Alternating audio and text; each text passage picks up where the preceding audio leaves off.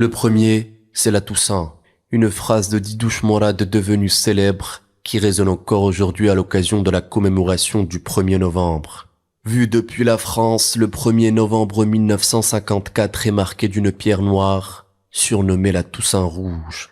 La France coloniale prend alors de plein fouet une réalité implacable. La guerre de libération algérienne est un fait, un point de non-retour. Une guerre qui en réalité a commencé bien plus tôt, une accumulation d'événements qui ne pouvaient que mener à l'insurrection totale.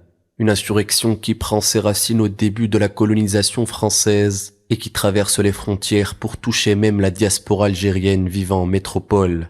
Et ce, dans une solidarité organique avec leurs frères sous le joug du colonialisme, une solidarité qui s'exprimera dans le sacrifice, un certain 17 octobre 1961. Après le 1er novembre 1954, Paris reste dans le déni et ne réalise pas l'ampleur des événements. L'Algérie française est une notion à laquelle s'accroche encore le pouvoir français.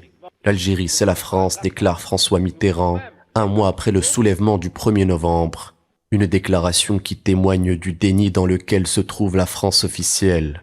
En France, l'expression guerre d'Algérie n'est officiellement reconnue que depuis la loi du 16 octobre 1999, soit 37 ans après l'indépendance.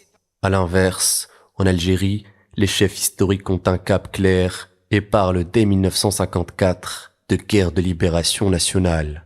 En France, entre 1954 et 1962, le terme guerre est banni et remplacé par opération de maintien de l'ordre. Après l'indépendance, ce tabou persiste, reflet d'une volonté d'amnésie d'une mémoire mise sous scellé que Paris peine encore à appréhender.